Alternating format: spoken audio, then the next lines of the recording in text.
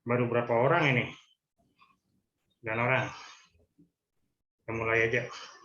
Bismillahirrahmanirrahim. Assalamualaikum warahmatullahi wabarakatuh. Waalaikumsalam warahmatullahi wabarakatuh. Waalaikumsalam warahmatullahi wabarakatuh.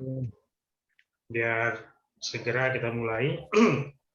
Jadi ini pertemuan ketiga MPH. Saya sudah lihat berapa judul. Nanti coba kita saling sharing judul itu sama lima Tuhannya itu dengan materi yang hari ini kita sampaikan, sejauh mana penerimaan terhadap materi sebelumnya, karena dia tidak boleh putus, dia satu kesatuan. Kalau tidak ikut di awal, tentu tidak tahu apa materi selanjutnya, karena dia harus nyambung. Kalau penelitian ini kan satu kesatuan, dia tidak berdiri sendiri, dia rangkaian dari satu materi. Jadi harus serius, karena ini kedepannya panjang, karena ada beberapa hal yang harus diikutin yang memenuhi kaedah ilmiah. Jadi di perguruan tinggi itu udah harus paham itu apa kaedah ilmiah, seperti apa etikanya dalam penulisan, seperti apa etikanya dalam mengutip. Plagiat itu terjadi ketika kita tidak menyebutkan sumber kutipan. Itu pernyataan orang, hasil pemikiran orang kita jadikan pemikiran kita. Nah, itu yang di situ masalahnya sebenarnya kalau plagiat itu.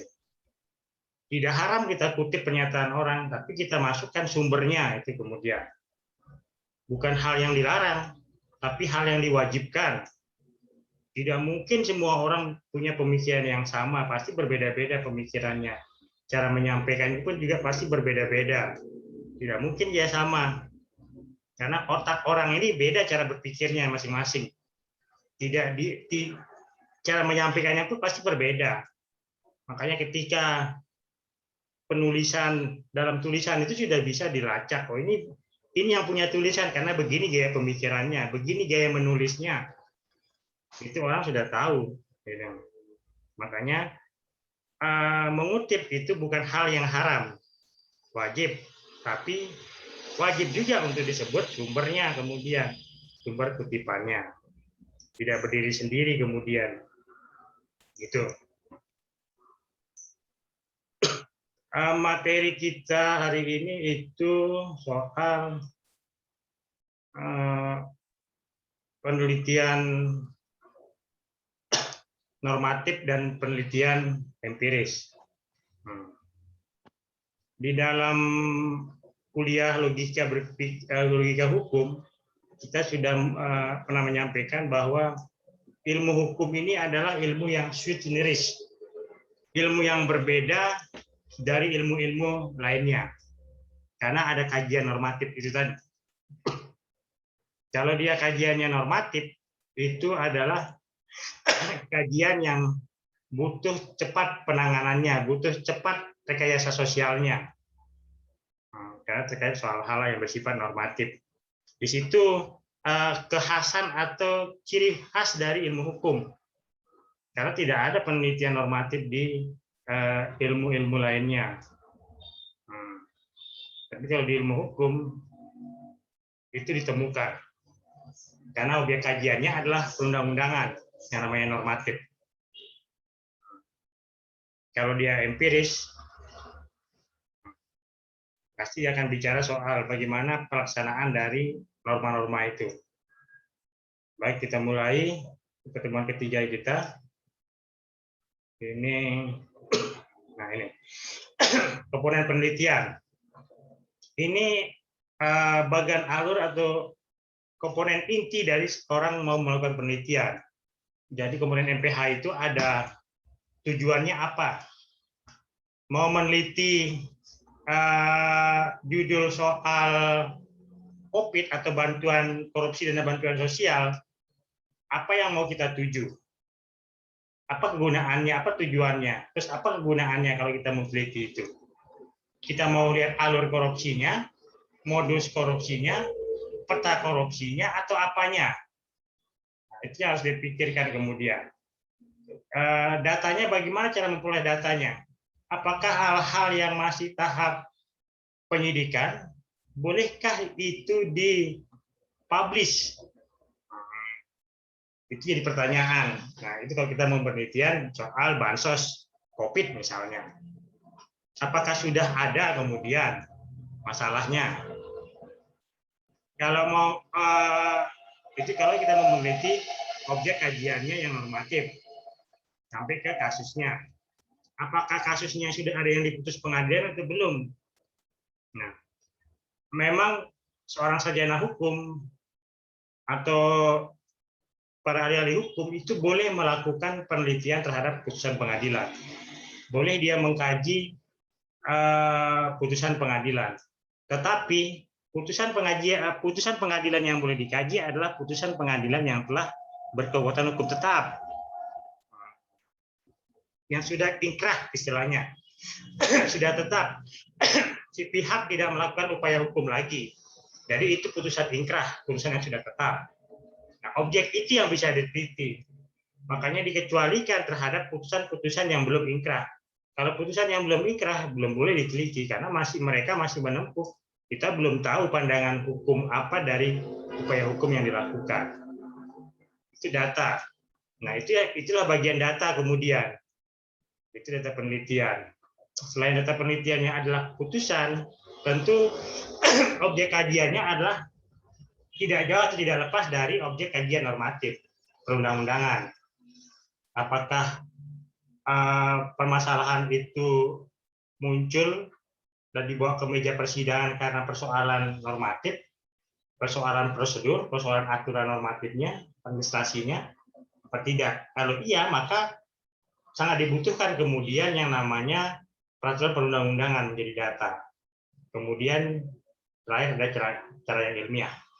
Berarti berpikir ilmiah adalah berpikir menemukan permasalahan dan kemudian melakukan penelitian, kemudian menghasilkan rekomendasi.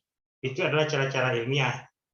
Cara-cara yang tidak kemudian kita memihak kepada objek yang kita teliti, tapi kita mencoba menemukan apa yang harus kita pecahkan.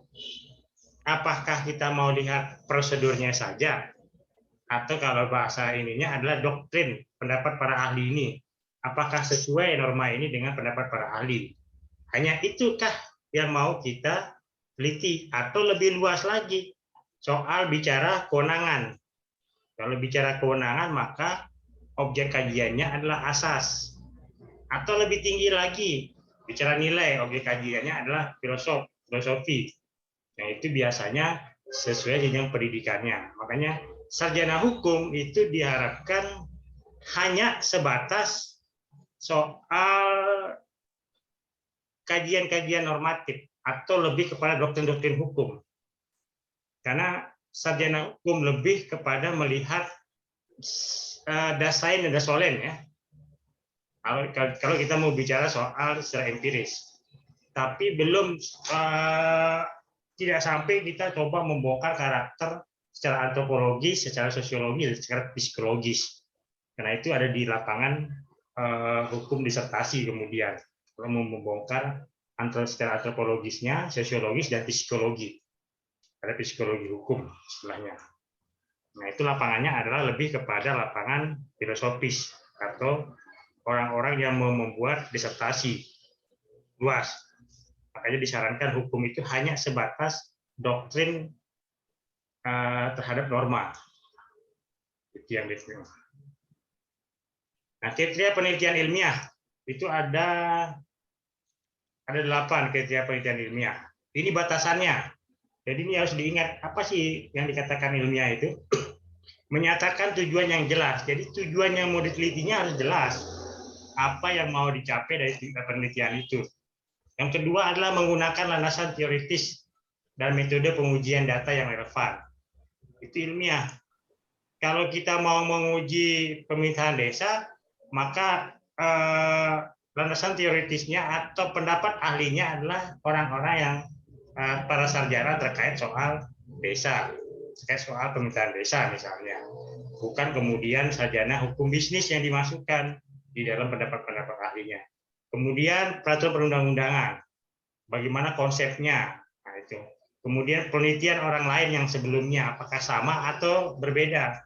Karena kalau dia sama berarti sudah mampu dijawab oleh penelitian tersebut. Makanya harus dia memiliki ciri lain dari penelitian yang sudah ada tersebut. Nah, itu untuk menguji datanya. Yang ketiga adalah mengembangkan hipotesis yang dapat diuji dan ditelaah secara teoritis atau berdasarkan pengungkapan data. Mengembangkan hipotesis ini adalah mengembangkan berdasarkan hasil observasi.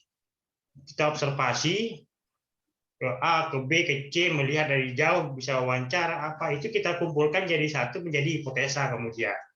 Baru hipotesanya kita uji dengan teorinya bagaimana, konsepnya bagaimana. Nah, itu ilmiah. Kemudian mempunyai kemampuan untuk diuji ulang atau direplikasi. Harus mampu diuji ulang. Bukan kemudian permasalahan yang sudah diteliti berulang-ulang, kemudian mau diteliti lagi. Di mana masalahnya? Itu yang menjadi tidak menarik dan tidak ilmiah. Kemudian menarik kesimpulan secara objektif. Makanya penelitian itu tidak boleh subjektif. Jadi dia penelitian tidak boleh berada di antara objek-objek yang diteliti oleh si peneliti. Dia harus keluar dari situ, dari objek-objek itu tidak punya kepentingan misalnya. Maka di situ akan memunculkan yang namanya objektivitas. Ketujuh, melapor hasilnya secara parsimoni atau simple. Jadi ada laporan hasil penelitian yang sangat simple. Yang ke-8, temuan penelitian dapat digeneralisasi. Nah, metode penelitian hukum itu mencakup metode pendekatan. Kedua adalah tipe penelitian. Metode pendekatannya mau pendekatan secara normatif sosiologis atau yang disebut dengan penelitian empiris itu tadi, atau normatif saja. Kalau normatif maka kita akan mengenal 3 metode pendekatan. Ada pendekatan perundang-undangan, ada pendekatan historis, ada pendekatan semantik, ada pendekatan kasus, sama satu lagi itu ada pendekatan perundang-undangan, kasus, semantik, tidak nafas. Kemudian metode populasi atau sampling. Nah, metode populasi atau sampling ini banyak digunakan oleh para peneliti yang melakukan penelitian empiris. Maka dia untuk menentukan sebuah desa itu tahap hukum itu banyak metode atau cara. Misalnya di desa itu tidak ada kasus hukum yang pernah melibatkan masyarakatnya, aman. Maka itu dikatakan desa sadar hukum. Kemudian kita menyebarkan kuesioner sebagai sampel.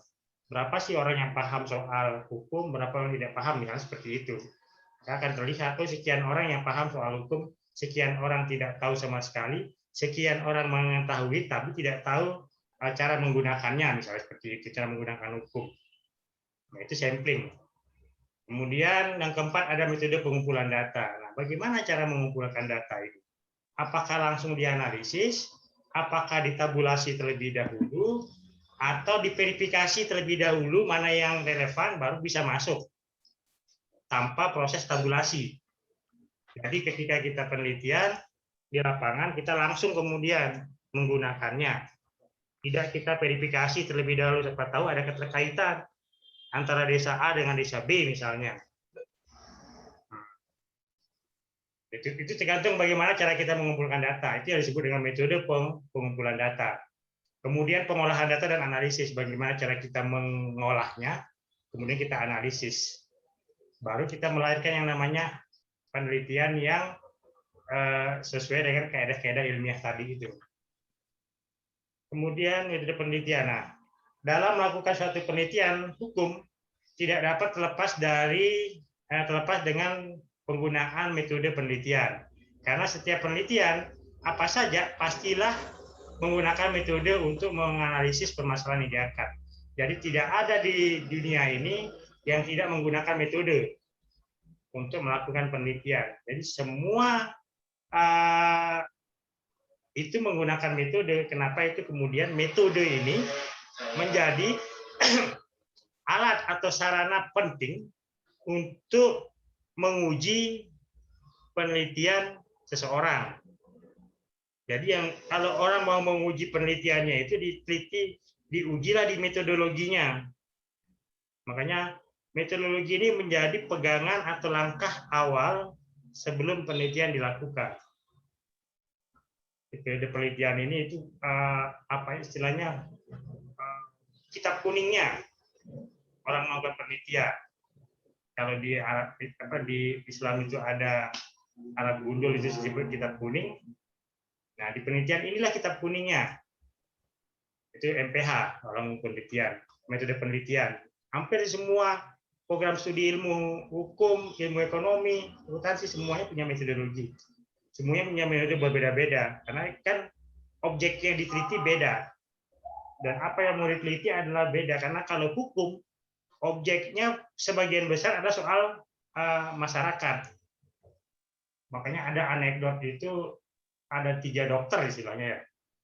Ada dokter yang betul-betul dokter sebagai panggilannya, kemudian ada dokter masyarakat. Makanya kalau dokter yang sebetulnya dokter itu sering disebut dengan dokter medik. Nah, kalau sarjana hukum itu sering disebut dengan dokter masyarakat.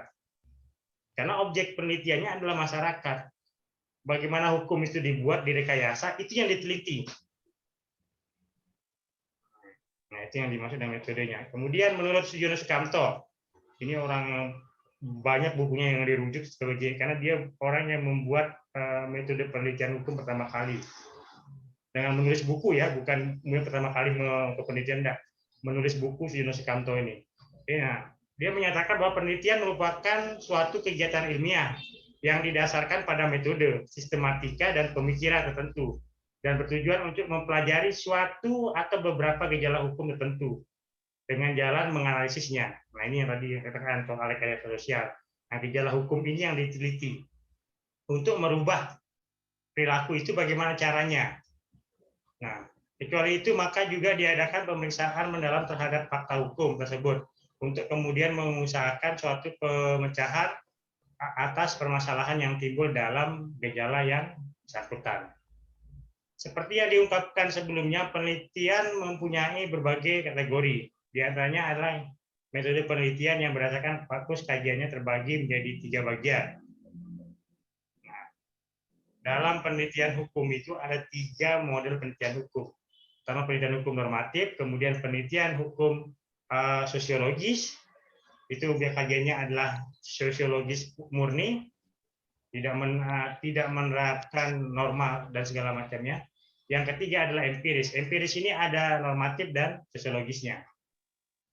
Nah, pada penelitian hukum normatif yang diteliti hanya bahan pustaka atau data sekunder. Kenapa data sekunder? Karena bahan hukum.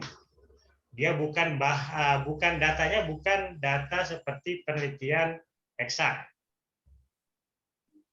Makanya sekunder kita itu ada data primer, data sekunder. Data primer itu biasanya adalah wawancara, tadi polling, kemudian apalagi banyak itu kuesioner dan segala macam, itu lebih kepada penelitian empiris. Nah, kalau dia normatif hanya sebatas mengkaji undang-undang ini dengan teorinya seperti ini, bagaimana konsep hukumnya bagaimana. Kalau dalam Islam itu disebut dengan dalil naqli dan dalil akli. Apa dasarnya keluar dan bagaimana ininya. Nah, itu. Nah, pada penelitian hukum sosiologis atau empiris, maka yang diteliti pada awalnya adalah data sekunder untuk kemudian dilanjutkan dengan penelitian terhadap data primer di lapangan atau terhadap masyarakat. Jadi semua diawali dari data perundang-undangan. Itu data kalau di penelitian normatif, data primernya adalah kode perundang-undangan. Kalau di penelitian empiris, data primernya adalah lapangan. Itu bedanya ya. Dipahamin ya? Ya, Pak. Pak. Tipologi penelitian hukum. Tapi tipologi penelitian hukum itu menurut jenis, sifat, dan tujuannya. Penelitian hukum normatif atau doktrinal atau perpustakaan istilahnya. Perpustakaan ini dari buku aja sumbernya paling banyak. Itu normatif. Penelitian hukum empiris, sosiologis, lapangan atau praktek dan lain-lain. Jadi ini tipologi penelitian cuma dua. Kalau dalam ilmu hukum ada dua kutub yang tidak sampai hari ini belum bisa berdamai, yaitu kutub normatif dan kutub sociological jurisprudence, sering kita sebut dengan empiris tadi itu. Jadi ini dua kutub dalam ilmu hukum yang belum bisa berdamai dengan hari ini. Padahal pencetus kedua ilmu ini orang yang bersahabat. Tadi itu soal bicara Ruscupon, orang Amerika. Kemudian ada Hans Kelsen, orang Norwegia. Hans Kelsen ini pengagum normatif kemudian. Jadi hukum menurut dia itu ya undang-undang. Tapi kalau orang seperti Ruscupon itu atau orang empiris, hukum yang sebenarnya ya hukum yang ada di masyarakat itu. Ya, negara hanya membuat rekayasa sosial, rekayasa bagaimana perubahan perilaku, itu yang dilakukan oleh negara. Penelitian hukum normatif adalah penelitian hukum yang objeknya perpustakaan atau library research, adalah penelitian yang dilaksanakan dengan cara menelusuri atau menelaah, menganalisis bahan pustaka dan atau bahan dokumen siap pakai. Dalam penelitian hukum bekerja ini dikenal sebagai legal research dan jenis data yang diperoleh adalah data sekunder.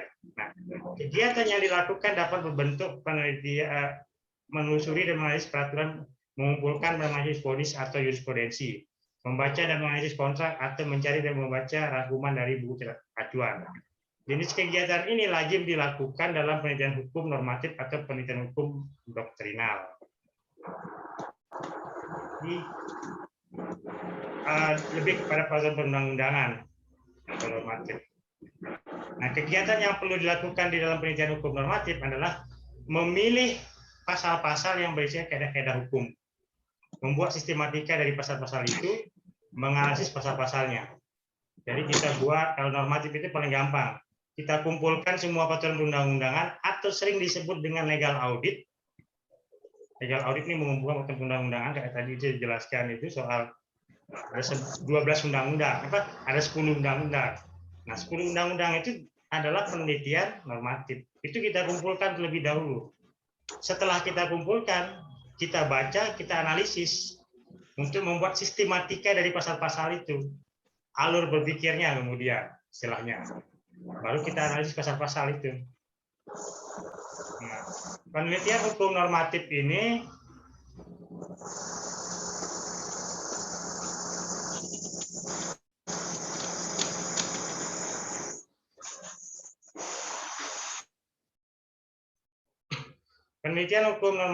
penelitiannya terhadap asas hukum, terhadap sistematik hukum, penelitian terhadap sinkronisasi hukum baik vertikal atau horizontal. Nah, penelitian soal perbandingan hukum dan penelitian soal sejarah hukum. Ini lebih kepada normatif. Ketika kita bicara soal asas, sistematika hukumnya, sinkronisasi hukum vertikalnya, kemudian soal perbandingan hukum dan sejarah hukumnya. Itu lebih sering disebut dengan penelitian hukum normatif.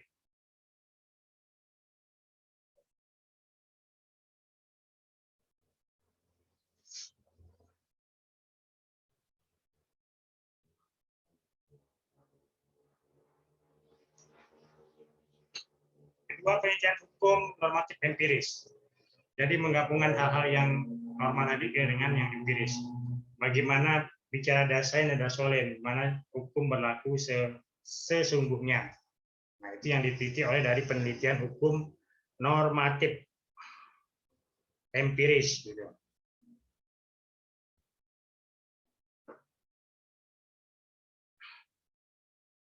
Jadi metode penelitian hukum normatif empiris ini pada dasarnya merupakan penggabungan antara pendekatan hukum normatif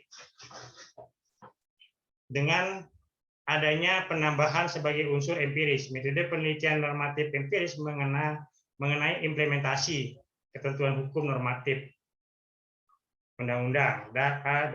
Dasar aslinya pada setiap penelitian hukum tertentu yang terjadi dalam suatu masyarakat dalam penelitian jenis ini. Jadi penelitian hukum normatif empiris itu lebih kepada implementasi pelaksanaan norma. Sebagian besar seperti itu. Jadi kalau mau penelitian empiris normatif empiris, maka kita terlebih dahulu melakukan kajian terhadap peraturan perundang-undangan. Baru kita bisa bicara bagaimana peraturan perundang-undangan itu dilaksanakan di bawah atau diimplementasikan. Makanya sering dikenal ada namanya non-judicial case study, merupakan pendekatan studi hukum yang tanpa konteks sehingga tidak ada campur tangan dari lembaga peradilan. Kemudian judicial case study, pendekatan judicial atau case study ini merupakan pendekatan studi kasus hukum karena konflik sehingga akan melibatkan campur tangan dengan pengadilan untuk memberikan keputusan penyelesaian jurisprudensi. Ketiga, live case study. Pendekatan ini merupakan pendekatan pada suatu peristiwa hukum yang prosesnya masih berlangsung atau belum berakhir. Itu.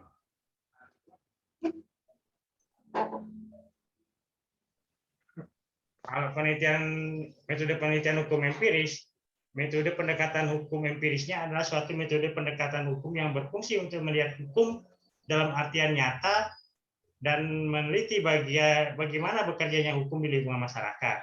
Itu tadi Dasein, Dasolen, bagaimana hukum dibuat dan bagaimana hukum dilaksanakan. Dasein, Dasolen. Nah, dikarenakan dalam penelitian ini meneliti orang yang dalam hubungan di masyarakat, maka metode pendekatan atau metode penelitian harus empiris dan dapat dikatakan sebagai penelitian hukum sosiologis. Dapat dikatakan penelitian hukum yang timbul dari fakta-fakta yang ada di lapangan di dalam suatu masyarakat, badan hukum atau badan pemerintah. Ini.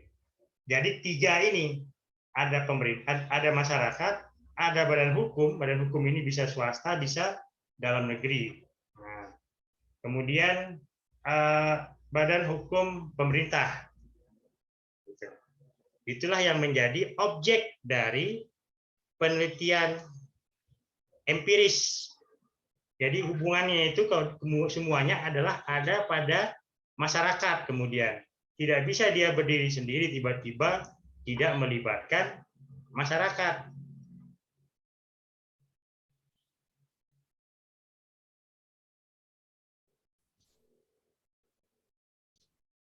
Nah, penelitian hukum empiris dikenal juga dengan penelitian lapangan atau field research.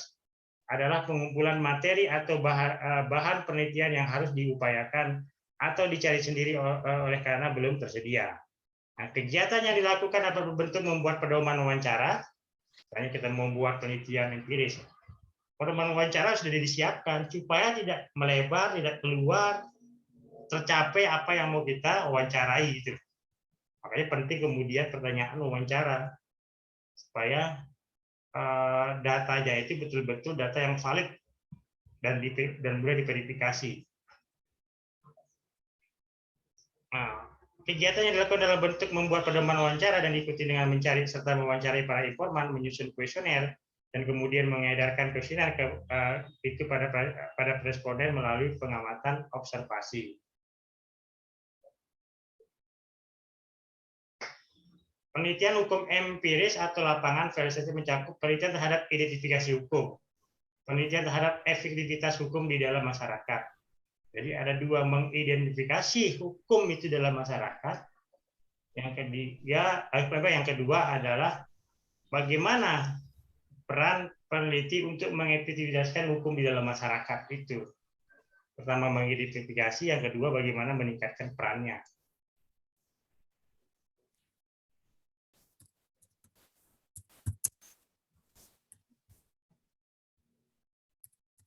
Nah, perbandingan antara penelitian hukum normatif dan empiris.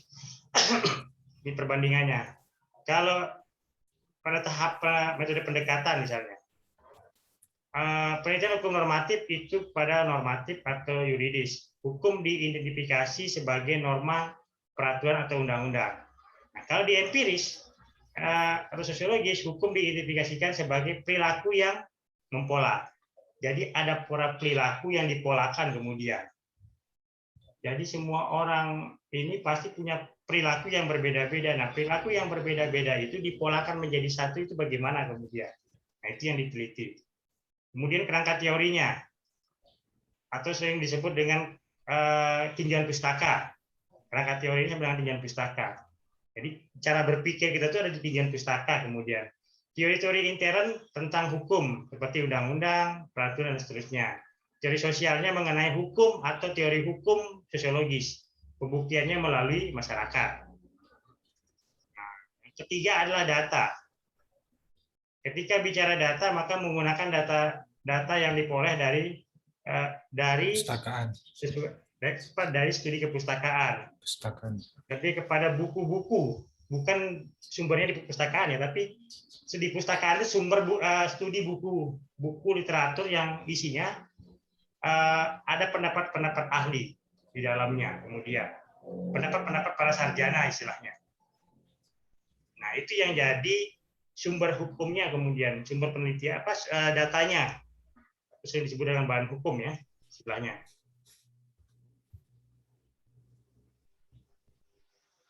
Kalau penelitian empiris itu menggunakan data primer. Data diperoleh langsung dari kehidupan masyarakat dengan cara wawancara, observasi, kuesioner, sampel, dan lain-lain. Yang ditulis kemudian secara netral, objektif, dan deskriptif. Jadi ini kuncinya. Kalau optik yang digunakan dalam ininya adalah kalau normatif itu ke data sekunder, data sekunder, karena perundangan. Kalau empiris itu lebih kepada data primer.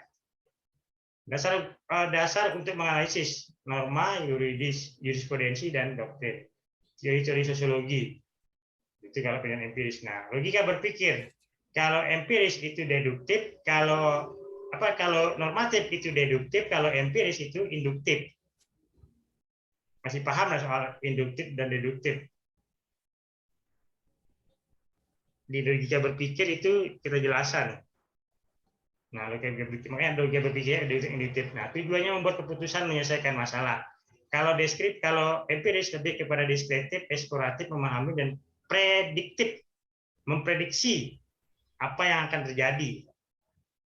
Bentuk analisisnya kalau normatif lebih kepada logis, normatifnya berdasarkan logika atau peraturan perundang-undangan. Silogismenya menarik kesimpulan yang telah ada. Makanya sering disebut dengan penelitian kualitatif. Kualitasnya jelas. Bukan kuantitatif, hanya banyaknya saja, tapi tidak memiliki kualitas kemudian. Seperti apa ya? Seperti tadi kuesioner, dan lain-lain. Nah, itu yang dimaksud dengan kualitatif dan kuantitatif.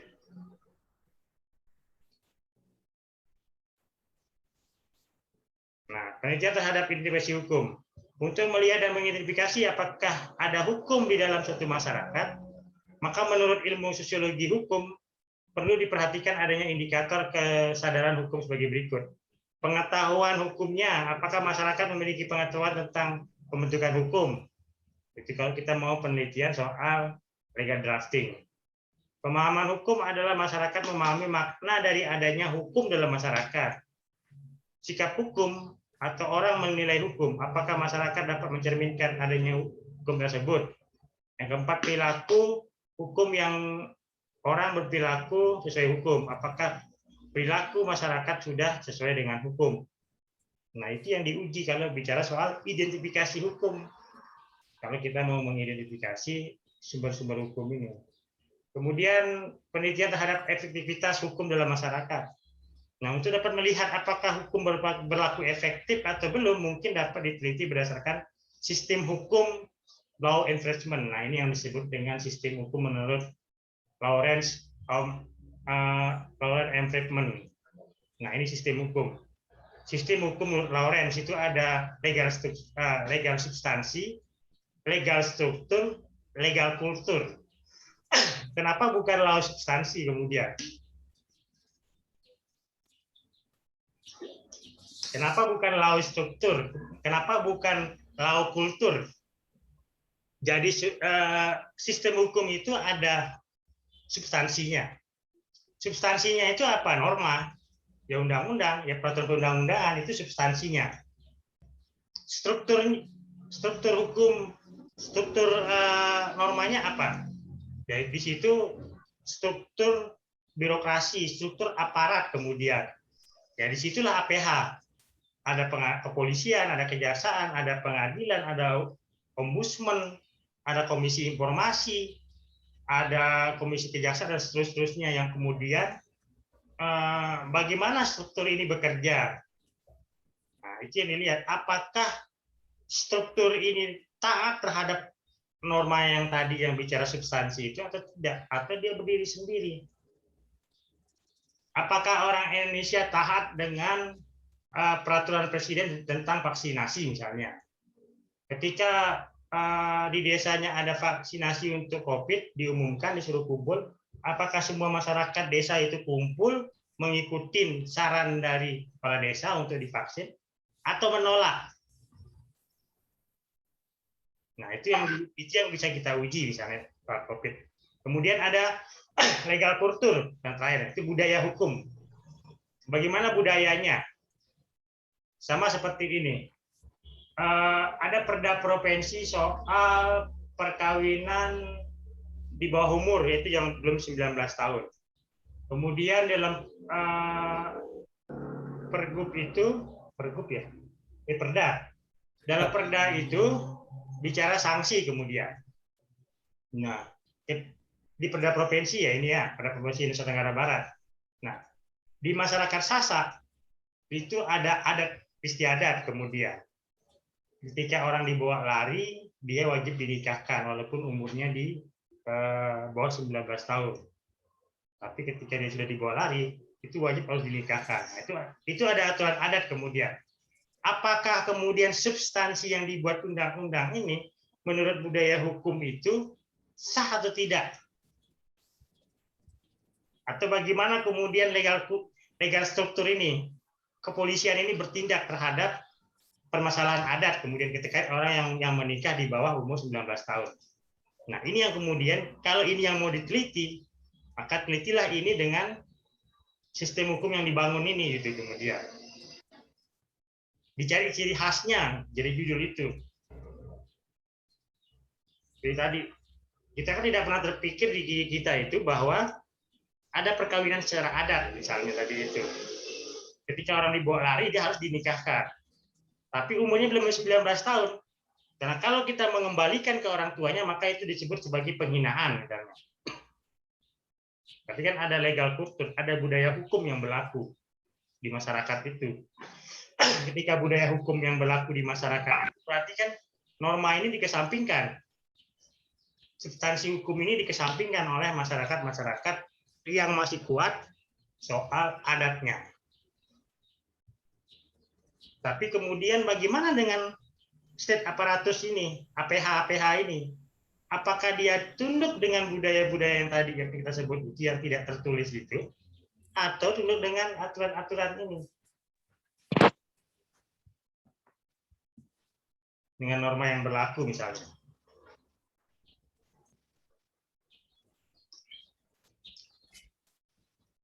Makanya jadi pertanyaannya, apakah kemudian Indonesia ini disebut sebagai negara hukum atau negara perundang-undangan? Kalau kita bicara konstitusi ya. Kalau tadi katanya Hadi di kuliah konstitusi itu, kalau hukum itu ada yang tertulis dan tidak tertulis ya. Itu kalau kita mau menyangkutkan ke negara hukum. Tapi ketika kita dibenturkan dengan persoalan substansi norma, maka negara ini bukan negara hukum, negara undang-undang jadinya itu kemudian. Paham kan? Ya. Itu maksudnya.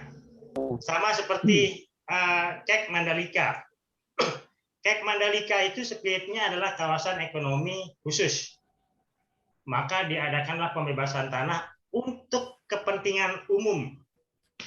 Itu spiritnya, untuk pembebasan tanah untuk kepentingan umum. Pertanyaannya kemudian, apakah kemudian untuk kepentingannya umumnya ini untuk masyarakat, untuk budaya hukum di masyarakat sekitar, atau untuk kepentingan ekonomi oligarki misalnya? Kepentingan oligarki, para pemodal, Pak. Itu pertanyaannya, apakah betul kemudian legal substansi di norma ini untuk kepentingan umum benar? Disitulah kemudian menariknya untuk melakukan penelitian terhadap norma-norma hukum yang diatur dalam peraturan pemerintah tentang pembebasan tanah untuk kepentingan umum misalnya. Sama seperti ini misalnya, konstitusi kita itu belum mengatur tentang bagaimana pengelolaan kekayaan luar angkasa. Nah, luar angkasa ini kan bisa dilihat 5 cm di atas tanah, itu luar angkasa kan, udara kan, di atas udara. Nah, itu belum diatur di dalam konstitusi kita. Tapi kita sudah memiliki Tentara Nasional Angkatan Udara. Kita memiliki UPA, Undang-Undang Pokok Agraria, itu hanya mengatur hal-hal yang bersifat hijau. Hal-hal yang bersifat hijau itu adalah laut dan tanah. Tidak mengatur ruang angkasa kemudian. Padahal hal yang bersifat biru ini adalah ruang angkasa. Ruang angkasa ini kan biru. Kalau tanah ini kan hijau. Diibaratkan seperti itu. Nah, itu yang tidak diatur kemudian di dalam konstitusi kita. Nah, padahal sudah terpikirkan kemudian soal ruang angkasa ini sebelum zaman hari ini, zaman digitalisasi misalnya. Nah, zaman digitalisasi ini kan zaman hukum ruang angkasa kemudian. Hukum menormakan hukum-hukum yang ada di luar angkasa di atas tanah misalnya. Soal apa ini kan hukum jual online, kuliah online, itu kan hukum-hukum ruang angkasa itu seharusnya.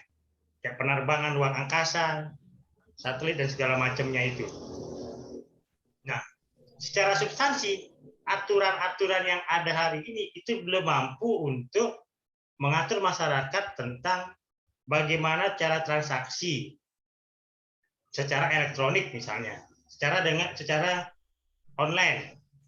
Padahal kita tidak bertemu, tidak membayar. Kalau dulu orang transaksi antar barang kemudian kan, antar barang. Pasar itu tempat ketemunya pedagang, penjual dan pembeli. Penjualnya bawa barang, pembelinya juga bawa barang, ditukar. Baru kemudian melahirkan yang namanya mata uang. Kalau mata uang itu kan dimulai dari tanah Palestina. Jadi mata uang dimulai dari situ, surat berharga ya. Surat berharga, orang-orang yang mau pergi ziarah ke tembok ratapan atau ke Israel itu, kalau dia bawa emas sering dirampok, dititiplah di para pengawal Sulaiman Temple istilahnya, kerajaan Sulaiman, dititip di situ, dikasih surat. Nah, itu cikal bakal berdirinya bank kemudian. Dari surat berharga itu berdirilah bank. Nah, bank ini kenapa menggunakan standar emas ya, karena emasnya dititip di itu, kemudian jadi surat berharga, baru kemudian pembayaran emas, kemudian standar emas dipakai untuk menentukan devisa. Nah, bagaimana kemudian dengan mengukur ini dengan ruang angkasa? Nah, itu yang tidak ada kemudian tidak ini. Makanya sekarang ini ada di Cina itu. Cina itu punya dua mata uang. Ada mata uang yuan yang berlaku di luar, dan ada mata uang apa istilahnya itu di dalam itu. Jadi dia membuat mata uang yuan itu berdasarkan proyek-proyek yang ada di luar Cina. Nah, itu sudah terpikir kemudian hukumnya.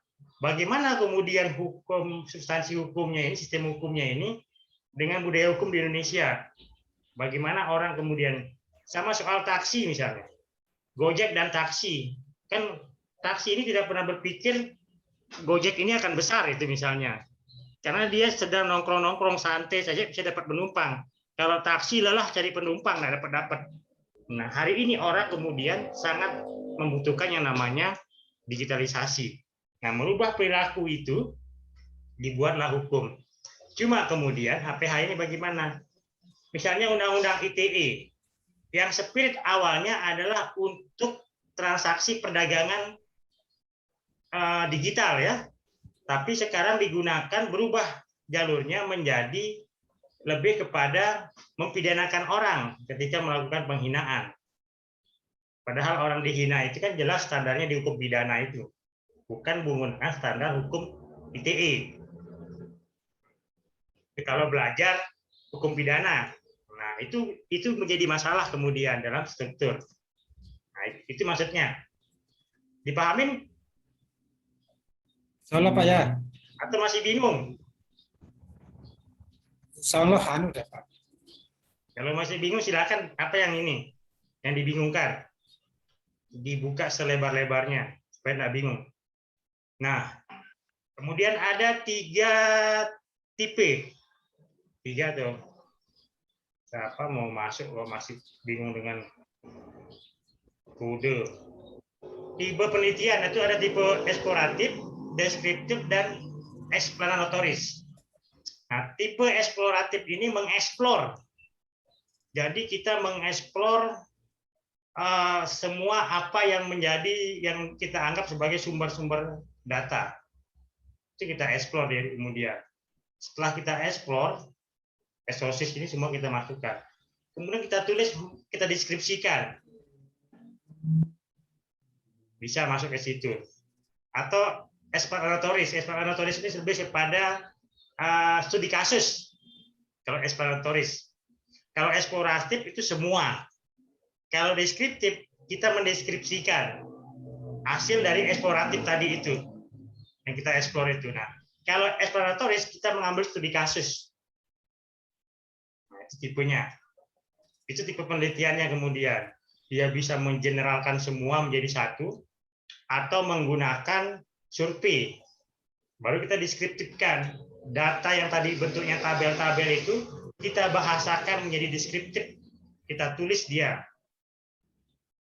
Data dalam angka kita tulis kemudian menjadi kalimat deskripsinya. Kalimat rasionalisasi dari angka-angka tersebut. Itu deskriptif. Nah, kalau eksplanatoris itu lebih kepada studi kasus. Misalnya, kita mau angkat soal tersangka terhadap kasus tertembaknya 6 orang Anggota FPI. Anggota FPI misalnya. FPI. Kita mau tinjau dia dari sisi hukum pidana. Apakah betul menurut teorinya atau konsep hukum pidana itu orang yang sudah meninggal dijadikan tersangka. Nah, itu yang kita mau teliti. Maka itu yang disebut dengan studi kasus kemudian. Padahal senyatanya tidak boleh. Kita sudah tahu nggak boleh. Tapi apa argumentasi yang disampaikan oleh kepolisian? Nah, itu kita mau teliti. Itu yang disebut dengan eksplanatoris kasusnya. Kita mau teliti kemudian di mana kemudian tarikan-tarikan teorinya. Apakah ada teori baru atau sebagainya. Karena teori ini kan teori ini yang menuntun kita untuk menjadi pembatas kemudian. Sudah kita jelaskan deskriptif. Nah, jenis penelitian. Dalam penelitian terdapat 2 jenis jika dilihat dari pemilihan metodenya. Tadi itu ada yang normatif dan ada yang empiris atau digabungkan. Nah, penelitian yang menggunakan metode penelitian kualitatif dan metode penelitian kuantitatif kualitatif. Nah, penelitian kualitatif menurut Creswell itu adalah suatu proses penelitian yang pemahaman yang berdasarkan pada metode yang menyelidiki suatu fenomena sosial dan masalah manusia. Dalam penelitian ini peneliti membuat suatu gambaran kompleks, meneliti kata-kata, laporan terperinci dan pandangan responden melakukan studi pada situasi yang alami. Sedangkan Bogdan atau Taylor atau dalam buku Leon Maleong tahun 2007 menjelaskan bahwa metodologi kualitatif merupakan prosedur penelitian yang menghasilkan data deskriptif berupa kata-kata tertulis maupun lisan orang-orang dan perilaku yang diamati. Itu deskriptif. Jadi ada angka-angka itu kita kuesioner, kita tabulasi, kemudian muncul angka-angka. Sekian orang setuju, sekian orang tidak. Nah, yang tidak setuju, yang setuju ini kita deskriptifkan. Atau hasil wawancara, itu deskriptif. Kita tulis dia. Menurut ini begini, menurut ini begini, itu deskriptif. Itu kualitatif maksudnya. Secara kualitas dia dapat dikatakan berdasarkan pendapat orang, tapi hasil wawancara yang kita wawancara ini harus betul-betul paham terhadap objek yang kita teliti, bukan orang lain. Misalnya kita mau penelitian soal desa, tapi yang kita wawancara bukan kepala desanya. Yang kita wawancara adalah staf desanya. Nah, nyambung. Karena staf desa belum tentu dia mengetahui permasalahan desa secara keseluruhan.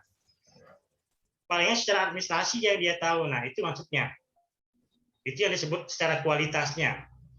Dan untuk penelitian kuantitatif menonjolkan pada pemecahan permasalahan yang membutuhkan verifikasi dengan menggunakan dukungan data dari lapangan seperti kuesioner. Itu kalau kualitatif.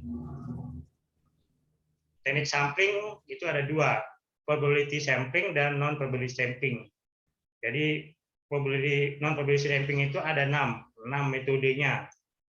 Sedangkan probability sampling itu ada 4. Nanti kita bicara tentang sampling. Ini saya gambaran ininya. Nanti ada pertemuan khusus soal sampling ini. Nah, penelitian kualitatif banyak digunakan dalam bidang ilmu alam, psikologi, sosiologi, serta jurnalisme. Itu kuantitatif. Cara kuantitasnya. Itu banyak digunakan dalam ilmu-ilmu eksak. Karena 1 tambah 1 adalah 2. 7 tambah 7 adalah 14. Nah, kalau dalam ilmu hukum, itu tidak bisa digunakan. Makanya tadi, sui generis itu, karakter ilmu hukum itu beda.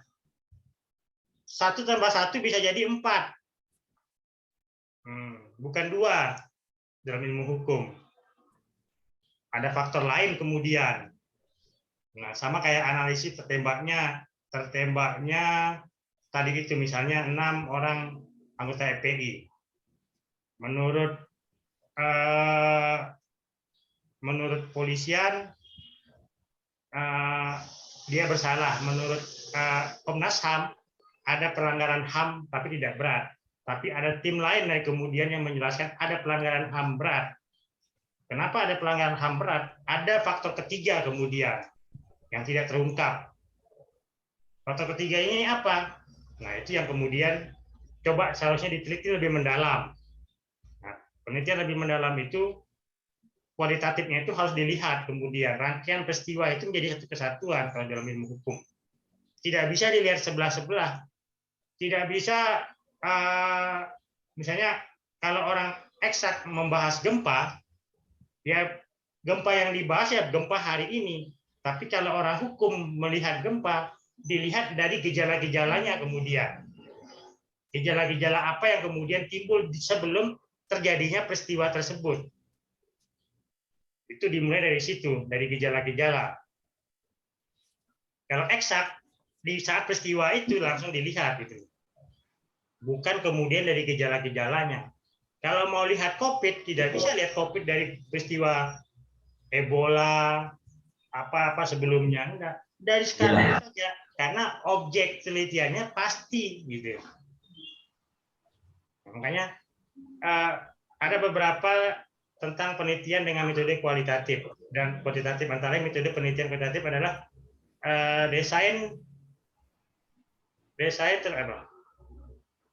terinci telah direncanakan sebelumnya pada tahap persiapan. Sedangkan pada metode penelitian kualitatif, desain tidak terinci, fleksibel, dan desain sebenarnya dapat diketahui setelah diadakan penelitian. Nah, dalam hal analisa metode penelitian kualitatif, analisanya dapat dilakukan setelah data terkumpul pada tahap akhir. Sementara untuk penelitian kualitatif, analisanya dapat dilakukan bersama dengan pengumpulan data. Itu bedanya. Kalau kuantitatif itu di akhir baru kita menemukan hasil, tapi kalau kualitatif di saat penelitian kita sudah bisa menemukan hasil. Karena kalau kuantitatif kita harus menunggu hasil survei misalnya, baru bisa menemukan ini.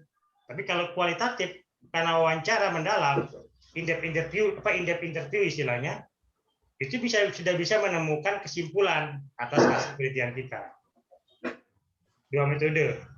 Kualitatif ini, dari itu dua kualitatif itu, dari Sugiono. Kualitatif itu diartikan sebagai metode penelitian yang berlandaskan pada filsafat positivisme. Itu kalau kualitatif. Digunakan untuk meneliti pada populasi atau sampel tertentu. Teknik pengambilan sampelnya pada umumnya dilakukan secara random. Secara random ini ada teknik random, istilahnya enggak bisa kemudian kita menentukan yang laki ini, yang perempuan ini kita wawancara. Enggak. Kalau random itu nanti teknik random itu yang menentukan siapa narasumbernya, umur berapa narasumbernya, siapa yang diwawancara, yang keluar nanti namanya itu yang diwawancara, baru dia ilmiah. Itu yang disebut dengan teknik random. Pengumpulan data menggunakan instrumen penelitian analisis data bersifat kuantitatif statistik dengan tujuan untuk menguji hipotesa yang telah ditetapkan.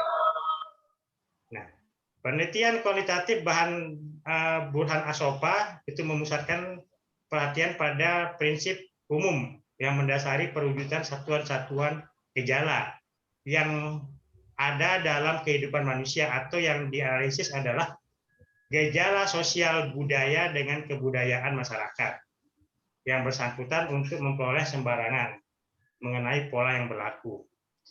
Contohnya begini. Gejala, ada penelitian antropologi. Kalau penelitian kenapa belajar antropologi hukum? Itu untuk melihat karakter manusia secara perorangan. Itu antropologi. Ada sosiologi hukum. Itu untuk melihat populasi masyarakat, pola hubungan masyarakat antara desa A dan desa B. Pegawan hukum kita itu ada 3 waktu zaman Orde Baru itu ya. Ada namanya Selo Sumarjan sama Kuncharaningrat. Ini pegawan hukum terkenal ini. Kuncharaningrat ini ahli antropologi hukum, Selo Sumarjan ahli sosiologi hukum. Itulah pegawan hukum yang ada di belakang Soeharto. Kemudian ada Muhtar Kusumaatmadja, itu ahli hukum pembangunan. Apa rekayasa sosial dari Muhtar Kusumaatmadja pada zamannya itu? Waktu itu Indonesia sedang krisis tahun 70-an ya. Pasca pemilu pertama itu tahapan replita. Jadi replita itu dibuat oleh Muhtar Kusumaatmadja untuk merekayasa perkembangan Indonesia ke depan. Kemudian ada satu program yang sampai hari ini itu masih menjadi catatan baik gitu ya. Jadi program KB itu, program keluarga berencana 2 anak cukup itu program bukan dibuat oleh ahli kedokteran atau ahli kesehatan, tapi dibuat oleh ahli hukum yang namanya Muhtar Kusumaatmadja. Jadi Muhtar Kusumaatmadja membuat program itu untuk merekayasa populasi masyarakat Indonesia, untuk mengurangi populasi, perkembangan populasi. Maka dibuatlah program KB untuk mengurangi populasi agar ekonomi ini menjadi seimbang, balance kemudian, karena krisis ekonomi. Jadi begitu krisis ekonomi, Timur Tengah lagi bom minyak, gitu kan? Kita tidak punya apa-apa. Timur Tengah bom minyak, kita tidak punya minyak, gitu kan? Waktu itu kita belum eksploratif. Jadi itulah dibuat kemudian program KB. Jadi program KB ini lahir untuk merekayasa. Nah, hari ini yang disebut dengan teorinya Muhtar Kusumaatmadja ini teori hukum pembangunan. Nah, bagaimana teori hukum pembangunan itu bekerja di masyarakat kemudian. Tapi teori hukum pembangunan ini ada teori yang asli produk Indonesia, kemudian ada teori hukum progresif. Dia tidak salah hukum progresif, dan hari ini muncul ada teori hukum integratif kemudian. Menggabungkan 3 teori hukum itu tadi di satu kesatuan. Nah, itu yang coba dirumuskan dalam sebuah penelitian. Apa Di sanalah posisi bekerjanya teori. Di sanalah bekerjanya tinjauan pustaka kemudian. Jadi tinjauan pustaka dalam penelitian hukum bukan tiba-tiba muncul kemudian di situ tidak dijadikan pegangan. Itulah pegangan untuk melakukan penelitian. Selama ini mahasiswa Fakultas Hukum tidak menjadikan pegangan tinjauan pustakanya. Jadi asal jadi dibuat tinjauan pustakanya. Padahal itu pegangannya, itu acuannya. Pendukungnya mungkin Pak ya. Ya, tidak boleh keluar dari itu. Apa yang mau ditelitinya? Padahal mau penelitiannya dana desa, tapi yang disebut sampai ke perdes. Itu banyak terjadi. Jadi batasannya ada dana desa. Apa dana desa? Itu yang mestinya dikupas di dalam tinjauan pustaka. Dan itu menjadi acuannya.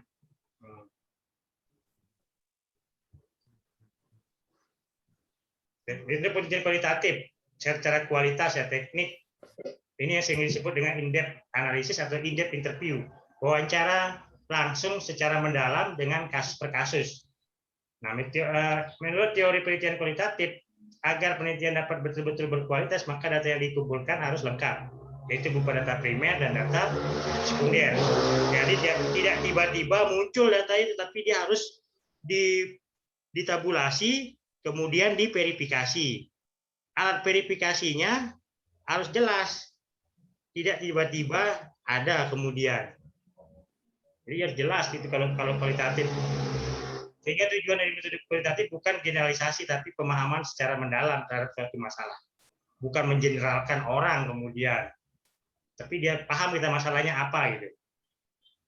Nah, penelitian kualitatif dengan pendekatan konstruktif dapat digunakan dalam berbagai ilmu sosial, termasuk adalah bidang ilmu hukum. Penelitian kualitatif dinamakan juga pendekatan konstruktif, naturalis atau perspektif interpretatif, menginterpretasikan. Perlu dipahami bahwa penelitian kualitatif merupakan paradigma penelitian yang menekankan pada pemahaman mengenai masalah-masalah dalam kehidupan sosial berdasarkan kondisi realitas atau natural setting yang holistik atau kompleks dan rinci. Penelitian dengan pendekatan induktif yang mempunyai tujuan penyusunan konstruksi teori atau hipotesa melalui pengungkapan fakta adalah contoh tipe penelitian yang menggunakan paradigma kualitatif. Menurut Sugino, penelitian kualitatif adalah penelitian yang berdasarkan pada filsafat post-positivis. Jadi dia lebih kepada pasca norma, itu kualitatif. Pasca berlakunya undang-undang, itu kualitatif. Nah, metode yang digunakan adalah pada kondisi objek yang ilmiah sebagai lawannya eksperimen, di mana peneliti adalah sebagai instrumen kunci. Nah, pengambilan sampel atau sumber data dilakukan secara purposive dan snowball. Teknik pengumpulan dengan triangulasi gabungan. Analisis data bersifat induktif dan kualitatif, dan hasil penelitian kualitatif lebih menekankan arti pada generalisasi.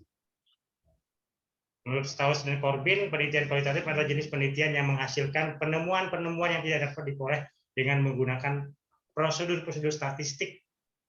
Jadi dia kalau statistik itu di akhir boleh ditemukan, tapi kalau kualitatif itu di pertengahan sudah ditemukan hasilnya. Jadi berdasarkan pernyataan in-depth interview-nya itu.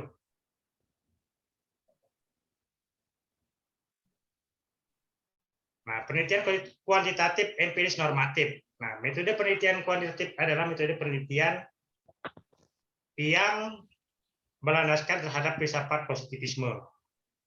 Kalau tadi post-positivisme setelah berlakunya norma, ini pada tahapan norma. Nah, metode yang digunakan bagian adalah sampel atau populasi, atau teknik pengumpulan sampel umumnya dilakukan dengan acak atau random sampling. Sedangkan pengumpulan data yang dilakukan dengan cara memanfaatkan instrumen penelitian yang dipakai. Basis data yang digunakan bersifat kuantitatif atau bisa diukur dengan tujuan untuk menguji hipotesa. Jadi dia akan menghasilkan data di akhir, bukan di tengah, bukan di tengah atau di awal. Nah, perbedaan kualitatif dan kuantitatif dapat dilihat dari beberapa segi. Perlu diketahui bahwa kedua metode atau pendekatan penelitian tersebut tidak selamanya saling bertentangan satu sama lain.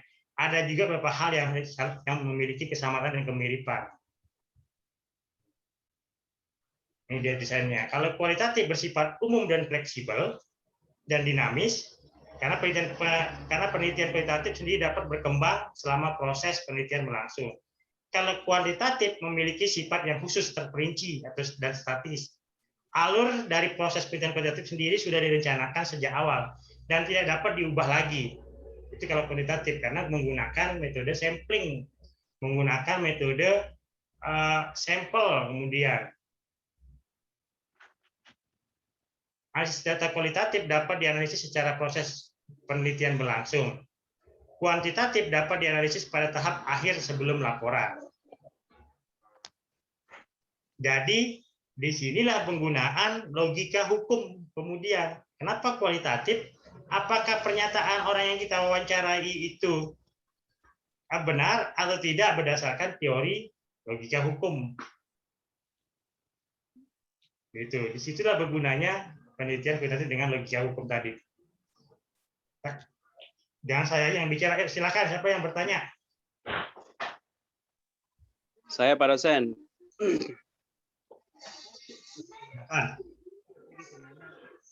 Pak dosen, jadi sudah diterangkan sama Pak dosen kalau kuantitatif itu sudah terukur dan teratur, yang kemudian misalnya keputusan hakim itu boleh dikatakan metode yang dipakai itu metode kuantitatif atau bagaimana Pak dosen? Kan kalau putusan hakim kan lebih ke kualitatif, karena kita sudah tahu hasilnya. Tapi yang kita uji kemudian kenapa putusan hakim keluar dari norma, kemudian misalnya. Nah, normanya itu kita uji.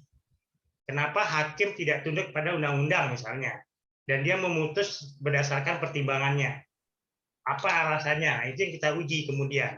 Apa dasar pertimbangannya? Mungkin kelihatan dari situ. Makanya itu sudah bisa ditangkap sebelum akhir. Karena dia norma. Karena putusan hakim itu adalah objeknya adalah bahan hukum, bukan data, tapi bahan hukum. Makanya dia sering disebut dengan sumber data sekunder. Putusan pengadilan ya, tapi yang sudah berkekuatan hukum tetap. Paham? Atau kalau dia hakimnya pakai logikanya tadi itu terus nggak pakai undang-undang, masa bisa gitu Pak? Ya, karena hakim kan bukan curang undang-undang. Sudah kita jelasin di mata kuliah logika hukum. Kenapa muncul di mana posisi hakim? Makanya ada fakta hukum, ada fakta persidangan. Fakta hukum diuji oleh fakta persidangan. Makanya di putusan hakim itu sering dikenal dengan nama jurisprudensi. Anglo-Saxon itu menganut jurisprudensi, bukan menganut undang-undang. Jadi yang menjadi hukum di Amerika itu adalah putusan hakim terdahulu. Itu yang dijadikan hukum kemudian. Nah, kita mulai mengenal itu sejak adanya Mahkamah Konstitusi. Ketika putusan Mahkamah Konstitusi membatalkan sebuah undang-undang, wajib harus dilaksanakan dalam bentuk berita. Karena begitu putusan Mahkamah Konstitusi dibacakan dan dikabulkan permohonan pemohon, maka sudah harus masuk di berita acara negara. Dan dia sudah menjadi undang-undang ketika menjadi berita acara negara. Nah, itulah sumber jurisprudensi, sumber hukum yang dari putusan hakim di Mahkamah Konstitusi. Nah, kalau di Mahkamah Agung belum kemudian menjadi sumber di dalam putusan-putusan perkara perdata maupun pidana. Kalau perkara pengujian judicial review terhadap peraturan perundang-undangan di bawah undang-undang, ya mungkin langsung menjadi putusan menjadi undang-undang. Kalau di Mahkamah Agung itu harus dibedakan. Hakim itu bukan corong undang-undang. Jadi dia menemukan hukum di dalam proses persidangan itu. Jadi proses persidangan itu kita menemukan hukum.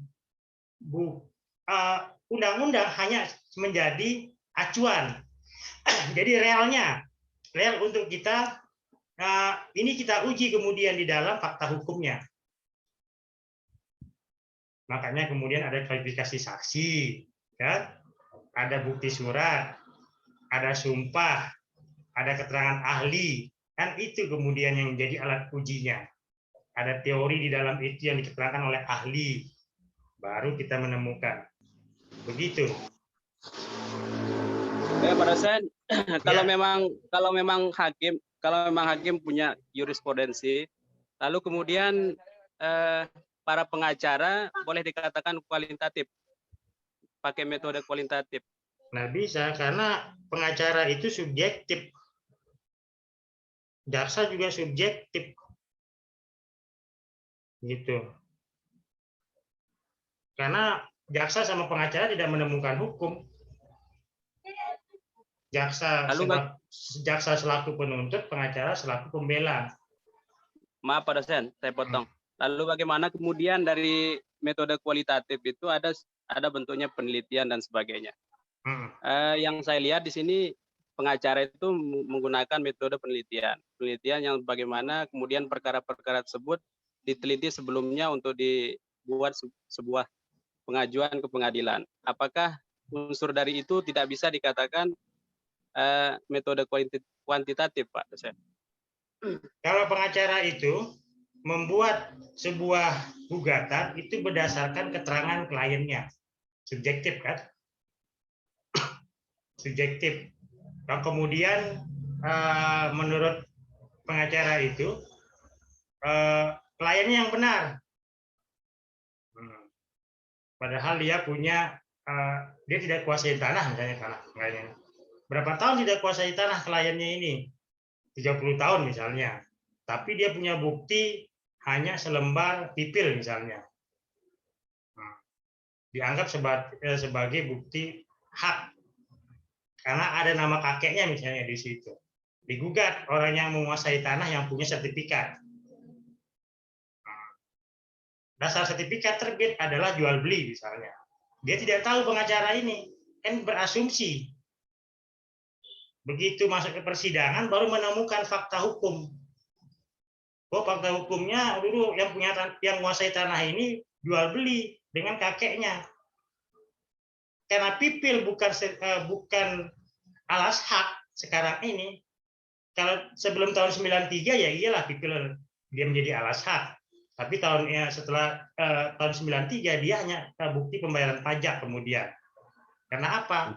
Karena ada peraturan menteri untuk segera istilahnya itu bukti-bukti lama itu untuk disertifikatkan, diganti dengan sertifikat, tapi tidak dilakukan.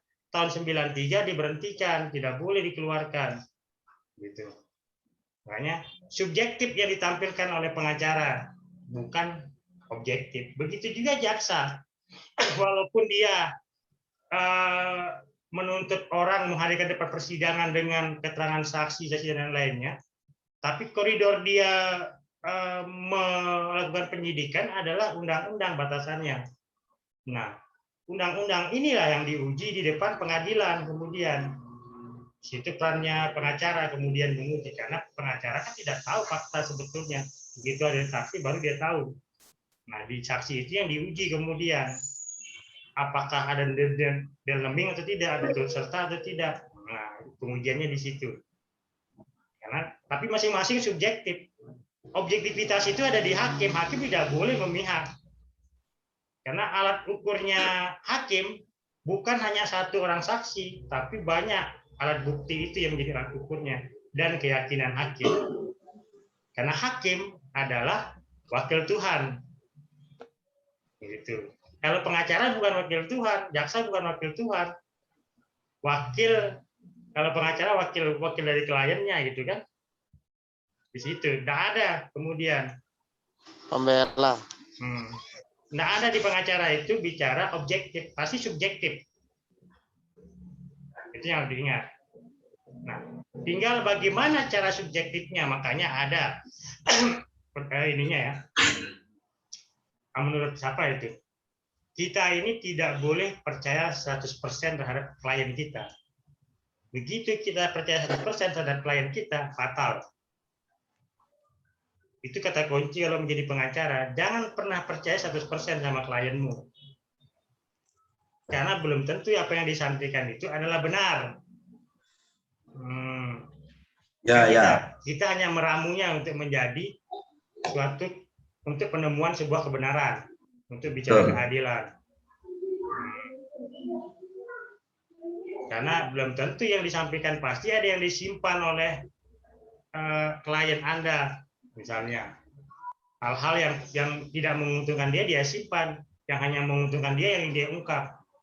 Berarti Pak, Ya, berarti dalam apa namanya seorang pengacara terhadap kliennya perlu juga dilakukan penelitian kualitatif atau kuantitatif ya Pak.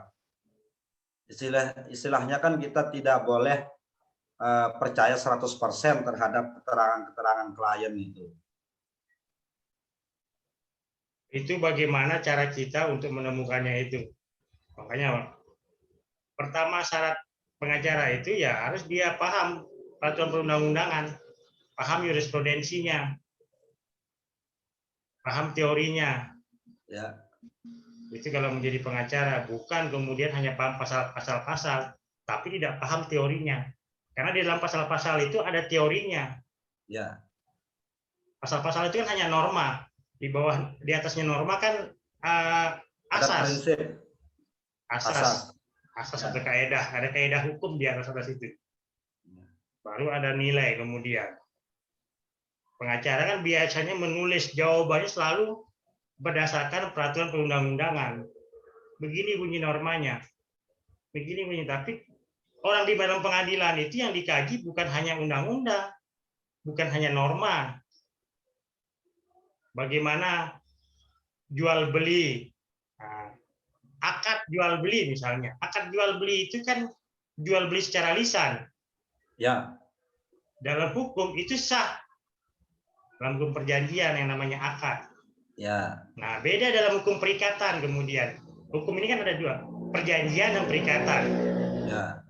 Kalau perjanjian dengan akad, perikatan dengan surat. Ya. Itu kuncinya. Nah, paham nggak pengacara soal akad dan perikatan? Kalau dia belajar hukum gitu kan, makna filosofisnya harus dicari. Belum tentu semua pengacara paham itu karena dia belajar normanya saja, belajar substansi-substansi itu saja, tidak memahami hukum. Makanya ke depan itu kalau mau jadi pengacara itu harus paham soal itu, karena ke depan itu hukum ini sudah seperti mesin. Ada Lexus dan Nexus itu. Ya. Jadi orang bisa nggak perlu ke pengadilan sudah tahu. Oh, kalau saya masuk pengadilan seperti ini, posisi kasus saya akan seperti ini, putusannya nanti. Itu kalau orang berpikir secara normatif. Ya. Tapi kalau orang berpikir luas, masuk ke pengadilan kita uji. Nah, pengacara harus mampu seperti itu. Ke depan itu orang sudah tidak lagi bicara pengacara-pengacara malas baca buku ya akan ditinggalin. Malas ikuti perkembangan hukum ya ditinggalin orang-orang. Jarang nanti dapat klien ya Pak. Iya, kalau dia malas-malas baca. Jadi hukum itu di pengadilan itu orang sedang bertarung menemukan hukum. Argumentasi hukum ya Pak. Argumentasi. Ya. Karena di pengadilan itu orang sedang bertarung menemukan hukum, bukan mencari hukum. Jadi menemukan hukum untuk mendapatkan keadilan dan kepastian hukum itu. Itu di pengadilan. Menemukan hukum yang sebenarnya. Hukum yang berlaku, makanya pluralisme hukum di Indonesia ini. Hukum yang berlaku di tengah-tengah masyarakat ini. Misalnya yang tadi kan apa beda hukum dengan law dengan legal? Kan jelas. Kalau law tertulis tidak tertulis, kalau legal dia tertulis. Nah, ketika bicara perdebatan itu di pengadilan itu bicara law bukan bicara legal. Iya. Kalau bicara legal itu ada di kejaksaan, ada di gedung DPR kalau bicara tentang legal, ada di kantor bupati atau di kantor gubernur kalau bicara tentang legal. Tapi di pengadilan itu bicara tentang law, hukum yang tertulis dan tidak tertulis itu. Jadi tadi orang bicara akad itu kan di bahasa Arab, akad itu perjanjian, lisan itu orang sudah sepakat. dengan lisan. Pernah tidak orang menggadai tanah itu dengan surat? Tidak, kan dengan lisan. Itu sudah Lisan. akad. Sah perjanjiannya menurut hukum. Tapi kalau menurut hukum perikatan tidak sah kemudian. Karena dia berdasarkan undang-undang tertulis audi notaris dan segala macam. Gitu. Kalau lisan kan nggak pakai itu, Pak ya. Begitu. Tapi kan negara kita menganut hukum positif, Pak ya. Betul, hukum positif. Nah, dan cenderung apa namanya kepastian hukum itu lebih cenderung bersandarkan hukum positif. Nah, apakah di dalam kita menggali itu atau tadi disebut di persidangan bahwa yang mau ditemukan itu adalah lau gitu kan, bukan legal. Nah, apakah di sini ada kaitannya dengan hukum progresif? Hukum progresif itu lebih kepada bagaimana hukum sebenarnya. Ya. Bagaimana hukum yang sebenarnya, hukum progresif itu. Di cantolan hukum tadi itu saya katakan. Ada teori hukum pembangunan, ada teori hukum progresif, dan ada teori hukum integratif. Integratif, ya. Nah, tidak ada artinya hukum progresif tanpa integratif tadi, tanpa pembangunan tadi. Dan itu satu kesatuan, mengintegrasikan hukum. Makanya sistem pendidikan hukum kita ini adalah pencetak pekerja-pekerja hukum, bukan ahli-ahli hukum. Seharusnya begitu ya, Pak. Itu yang terjadi sebelumnya. Sebelum ini ya, sebelum 2000-an lah. Nah, itu mencetak pekerja-pekerja hukum. Pekerja-pekerja hukum itu menjadi bekerja berdasarkan norma-norma hukum. Oh iya. Ya. Terlalu normatif ya. Terlalu normatif. Sudah jelas normanya buat apa diperdebatkan. Nah ya. Itu yang terjadi. Tapi kan dalam teori hukum yang membentengin ilmu hukum ini kan teori. Ada asasnya kemudian. Ya. Jadi ada nilai, ada asas, ada teori, ada dogma.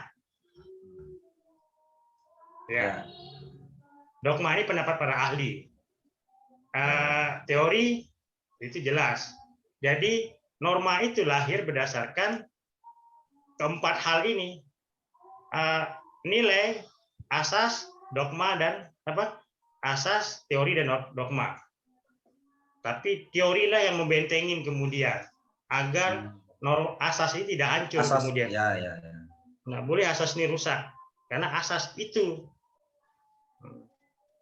menjadi cara untuk melihat kapan terjadi pertentangan hukum, kapan terjadi kekosongan hukum, kapan terjadi kekaburan norma, kekaburan hukum.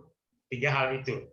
Karena di dalam hukum itu pasti menemukan yang 3 hal itu tadi: kekaburan, pertentangan, dan kekosongan. Ya. Bagaimana caranya untuk mengisi hukum yang kosong? Nah, itu di pengadilan ditemukan. Bagaimana caranya untuk menemukan hukum yang kabur? Di pengadilan kita menemukannya, bukan di gedung DPR. Gedung DPR ya harus dibahas, dibuat perda, setahun baru jadi, gitu kan? Ya. Dengan anggaran yang sekian ratus juta, begitu dilaksanakan tidak efektif. Nah, kemudian itu menjadi kritik kemudian.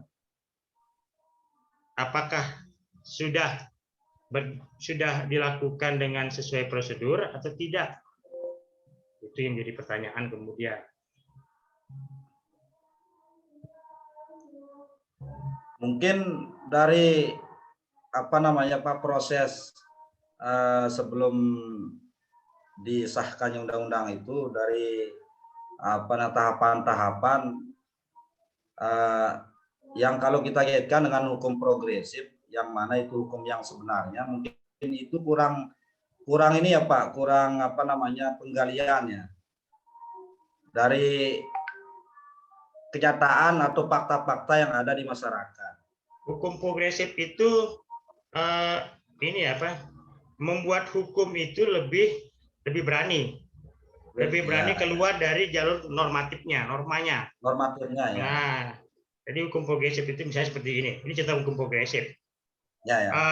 Orang bisa ikut pemilu, dia tidak punya panggilan untuk memilih, tapi KPU memutus yang tidak ada hukumnya dengan KPU orang membawa KTP bisa memilih.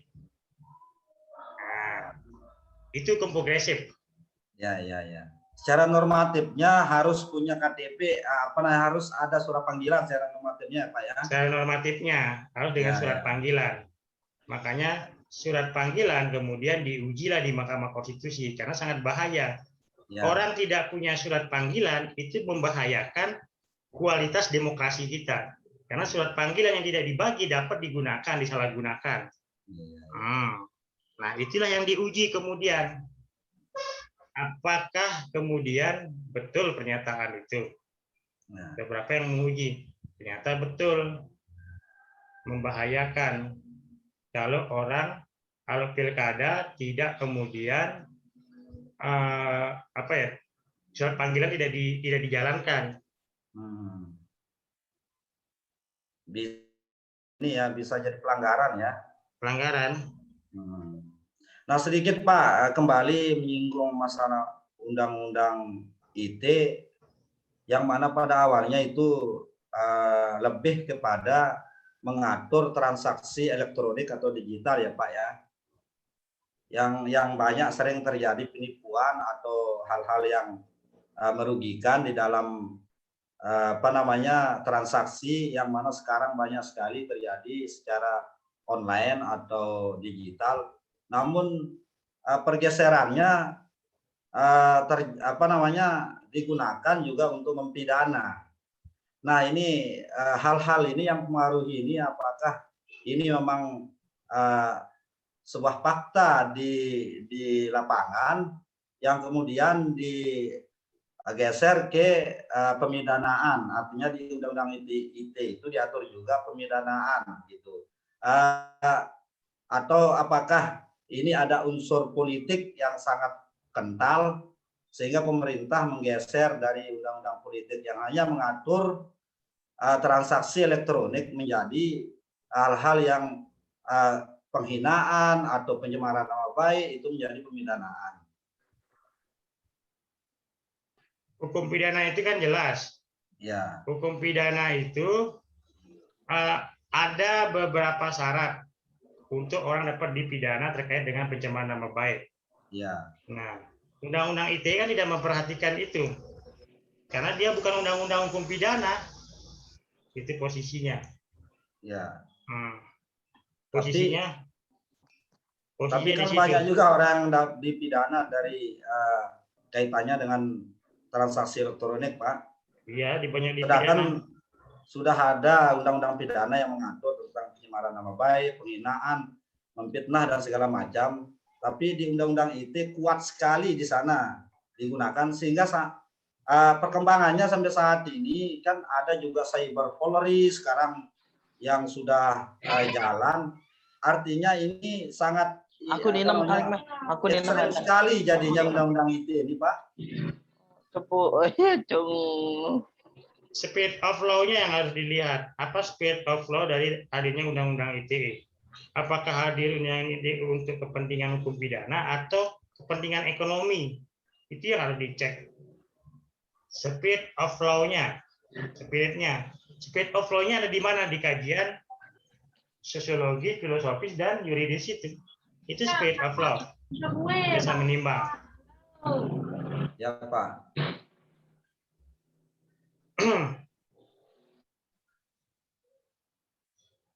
Siapa? Ada pertanyaan lagi? Kalau Di tidak, mana kita bisa unduh materi yang sudah disampaikan, Pak? di LMS. Oh, LMS, ya. Di Siakat Di LMS. nggak ada kita temukan. LMS ya, Pak? Ya. Baik, kalau tidak ada pertanyaan, saya akhiri. Wabillahi taufiq wal hidayah. Wassalamualaikum warahmatullahi wabarakatuh. Waalaikumsalam warahmatullahi wabarakatuh. Pesannya udah berarti Pak ya? Waalaikumsalam warahmatullahi wabarakatuh. Waalaikumsalam Tugasnya jangan lupa ya. warahmatullahi wabarakatuh. Dimasukin semua, dijadikan satu tugas proposal itu dari judul 51H. Ya Pak. Nah, sekarang di akhir ini apa tugas besoknya itu? Jenis penelitian apa yang saudara lakukan ini terkait dengan judul saudara itu, dengan jawab kualitatif dari Dina. Dari situ bisa ketemu nanti. Nah, supaya mulai paham itu kan, apa itu kualitatif, apa itu empiris, apa itu normatif. Nah, tinggal sebut jenis penelitian saya adalah begini. Dalam satu kesatuan nanti itu. Jadi dia nanti di akhir kita nilai itu. Tapi tiap hari dimasukkan, kita mau cek gitu kan, betul nggak? Sudah mampu. Baik, saya akhiri ya. Wabillahi taufiq wal hidayah. Assalamualaikum warahmatullahi wabarakatuh. Waalaikumsalam warahmatullahi wabarakatuh. Waalaikumsalam warahmatullahi wabarakatuh.